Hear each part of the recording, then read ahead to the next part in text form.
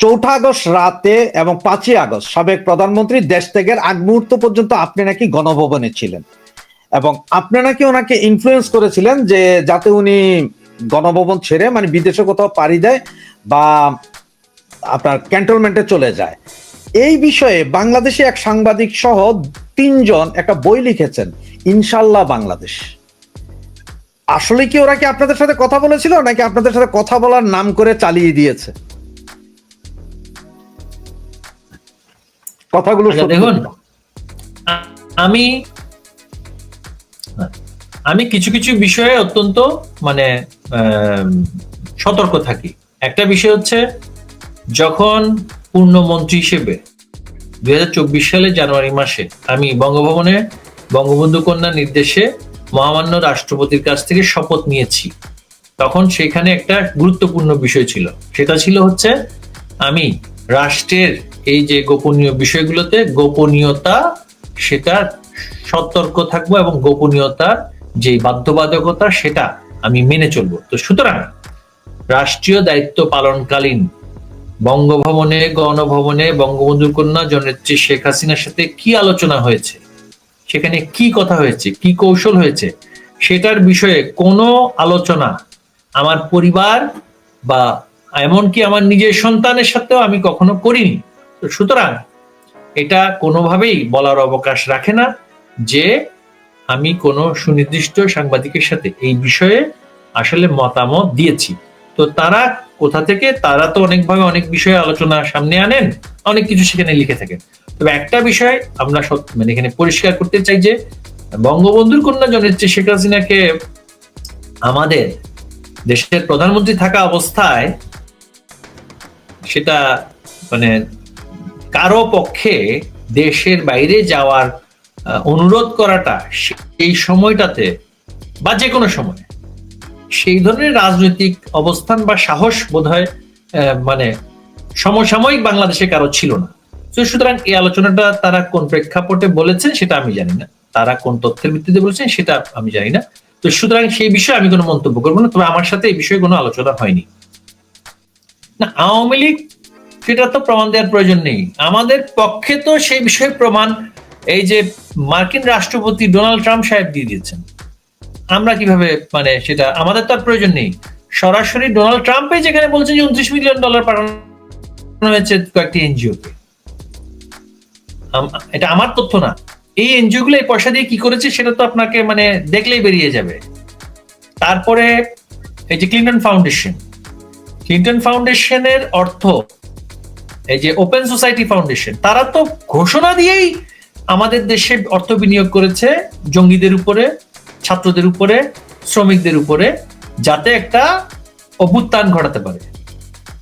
হ্যাঁ, আগে যেগুলো হতো গোপনে, এখন তো সেটা প্রকাশ্যে। ওপেন সোসাইটি ফাউন্ডেশনের আপনি যদি সেখানে গিয়ে দেখুন কোন কোন দেশের সাথে তারা সরাসরি ইনভলভ ছিল, এই ফান্ডিংটা তারা কিভাবে করেছে। হিলারি ক্লিন্টন তো সেখানে মানে তাদের যেহেতু সরকার ছিলেন, তিনি তার সরাসরি ব্যক্তিগতভাবে ইনভলভ ছিলেন। এটা তারা তো প্রকাশ করছে, এটা আমার বলার কিছু নেই। আমি বলা না বলা বা আমার দল বলা না বলার কিছু কি আছে? মার্কিন প্রেসিডেন্ট সেখানে বলছেন, মানে সেই দেশের প্রেসিডেন্ট বলছেন। তো বহির্বিশ্বের হস্তক্ষেপে মাল্টিপল সোর্স থেকে হয়, এমন না যে কোনো দেশ নির্দিষ্টভাবে আওয়ামী লীগকে উৎখাত করেছে বা করার চেষ্টা করছে। এখানে প্রাইভেট পার্টিস থাকে, প্রাইভেট পার্টিসদের মধ্যে অনেক ধরনের স্বার্থ সংশ্লিষ্ট লোকেরা সেখানে জড়িত থাকে। সেখানে ইউরোপের থেকে শুরু করে আমেরিকা থেকে শুরু করে, হ্যাঁ, মানে এমন আলোচনা আছে যে মানে সাউথ ইস্ট এশিয়ার অনেক দেশও, সেখানে অনেক ব্যক্তিরা, মালয়েশিয়া, তুরস্ক, এই সমস্ত দেশের নাম শোনা যায়, কাতারের নাম শোনা যায়। তো এগুলো যে আসলে অনেকগুলো পার্টি এখানে জড়িত ছিল, এই যে ফাইন্যান্সিং, এখানে একটা সরকারকে পতন করতে হলে কিন্তু অনেক ধরনের হাজার হাজার কোটি টাকার ফাইন্যান্সিং লাগে। সেই ফাইন্যান্সিং গুলো নানান প্রক্রিয়ার মাধ্যমে আসতে হয় এবং সেগুলো এসছে। এটা যে কোনো নির্দিষ্ট দেশ যে আমার বিরুদ্ধে লেগেছিল তা নয়, এখানে একটা মাল্টিপল, একটা অনেকগুলো ফ্যাক্টর তারা সেখানে ষড়যন্ত্র করে, সেখানে ইউনূস যেটা করেছে সেটা সবগুলোকে সমন্বয় করে সরকার পতনের আন্দোলনে ওই আমাদের কিছু ভিতর থেকে কিছু বেঈমান তারা তৈরি হচ্ছে প্রশাসনের মধ্যে, সরকার প্রশাসনের মধ্যে, তারা বিদেশেও প্রশাসনের মধ্যে কিছু লোক তৈরি করেছে যারা হুমকিটা দেবে। আর আমার প্রশাসনের মধ্যে লোক তৈরি করেছে যারা হুমকিটা গ্রহণ করে তাদের দায়িত্বে অবহেলা করে সার্বভৌমত্বকে নষ্ট করে সংবিধানকে লঙ্ঘন করে একটা অবৈধ সরকার বসাবে। এই কাজটা তারা সুচারুভাবে করেছে। কিন্তু বিনিয়োগগুলো, সরকার উৎখাতের বিনিয়োগগুলো নানান সোর্স থেকে এসছে, এটা তো মানে পরিষ্কার। ধন্যবাদ নফেল ভাই। আপনাকে এই যে 4-5 তারিখে সরকারের পতন হলো, 3 তারিখ থেকে আমরা দেখতে পেলাম সারা বাংলাদেশে সেনাবাহিনীর যেখানে যেখানে লোকজন ছিল, সেনাবাহিনীর যেসব গাড়ি ছিল, সেখানে আপনার আম জনতা বলেন আর সাধারণ পাবলিক বলেন, তথাকথিত অভ্যুত্থানকারী বলেন, তারা সবাই হাত মিলাচ্ছিল, ফুল দিচ্ছিল, উঠে সালাম দিচ্ছিল। এই খবর কি আসলে সরকার পায়নি যে অবস্থা হচ্ছিল?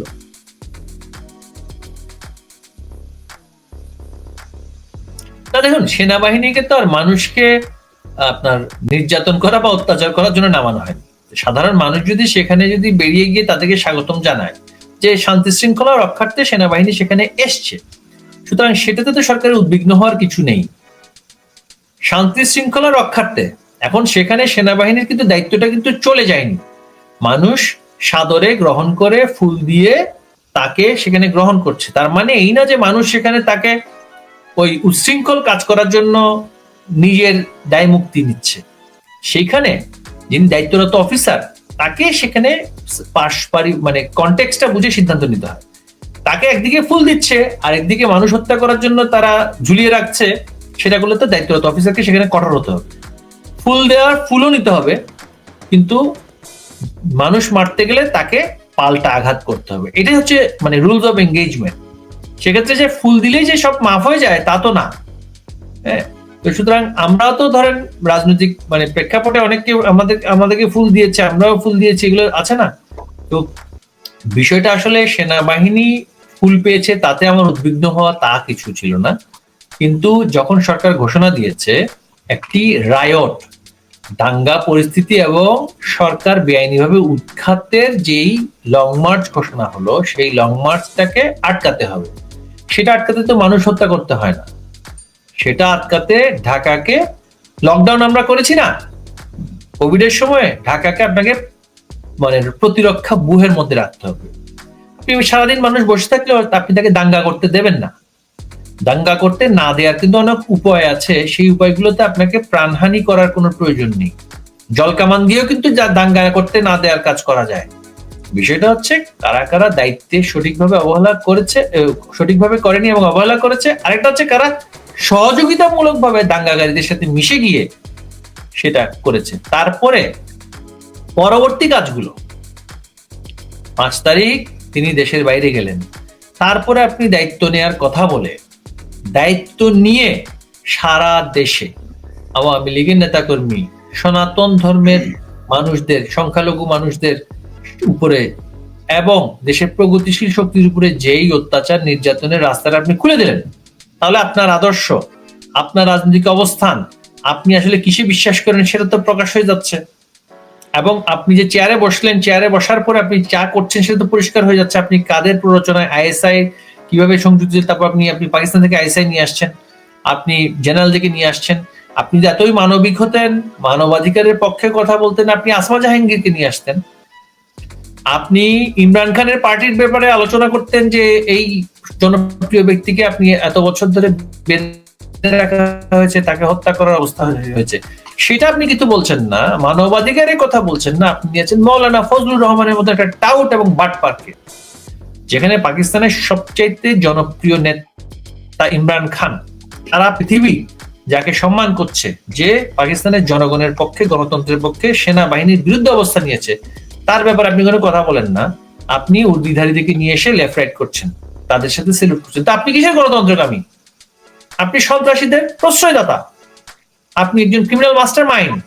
আপনি মাস্টার প্ল্যানের কথা বলছেন, মেটিকুলাস ডিজাইনের কথা বলছেন। You are a criminal, you are a fraud. আর এই ফ্রড আরেকটা ফ্রডকে সাথে নিয়েছে, আমি নাম বলতে চাই না, পদবিও বলতে চাই না। ফ্রডে ফ্রডে এক হয়ে বাংলাদেশকে আজকে ডোবাতে বসছে। এরা পারবে না, এরা বেশি দিন টিকে রাখতে পারবে না। ধন্যবাদ নফেল ভাই। আওয়ামী লীগকে নিষিদ্ধ করা হয়েছে, নৌকা প্রতীক বাদ দিয়েছে। এখন যদি নির্বাচন হয়, আওয়ামী লীগ কি সেই নির্বাচনে যাবে? আর যদি নির্বাচনে না যায় তাহলে কি বাধা দিবে নাকি প্রতিহত করবে? কোনটা কি করবে আসলে?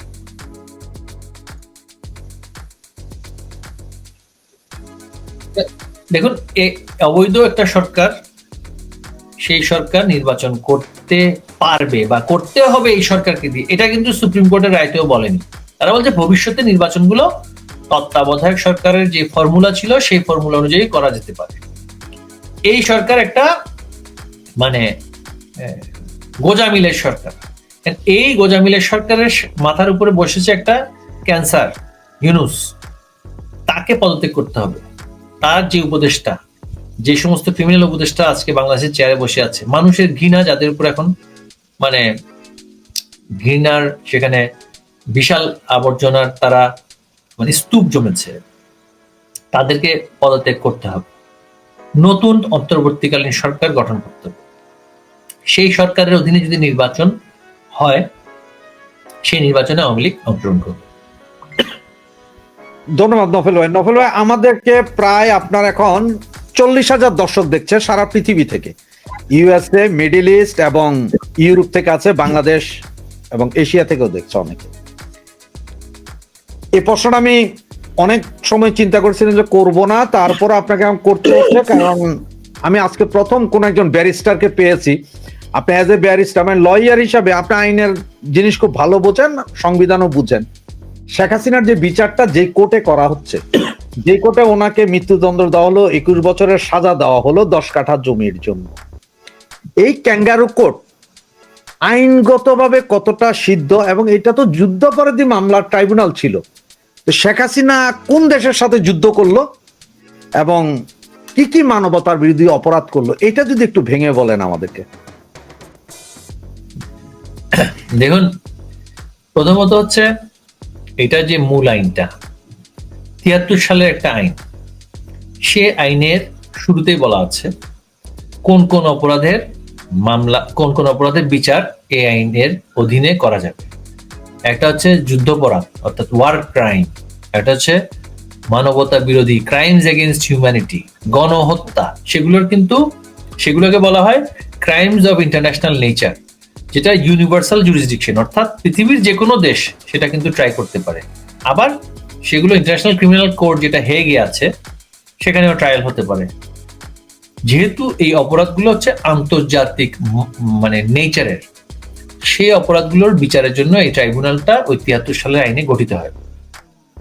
আমরা সর্বজনস্বীকৃত যে দুই রাষ্ট্রের মধ্যে যুদ্ধ হয়েছে, পূর্ব এবং পশ্চিম পাকিস্তান, সেখান থেকে আমাদের সৃষ্টি হলো, ভারতও সেখানে যুক্ত হলো। এটা একটা মানে আন্তর্জাতিক মাত্রা আছে। সেই মাত্রায় গণহত্যা, ওয়ার ক্রাইমস, সেগুলোর বিষয়ে অনেক ডকুমেন্টেশন হয়েছে, ডকুমেন্টারি হয়েছে, আন্তর্জাতিকভাবে সেটা স্বীকৃতিও পেয়েছে। জেনোসাইড ডে হিসেবে মার্কিন যুক্তরাষ্ট্র থেকে নানান জায়গাতে সেটা স্বীকৃতিও পেয়েছে।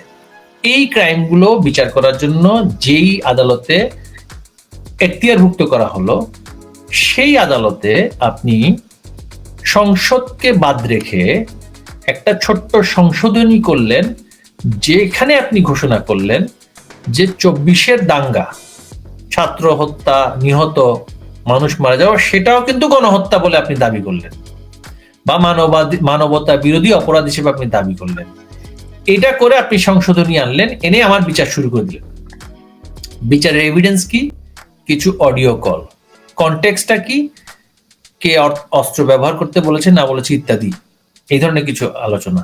তারপর হচ্ছে একটা গল্প, হুমায়ুন আহমেদের বইয়ের গল্প কাটপিস করে একটা কাহিনী সাজালো।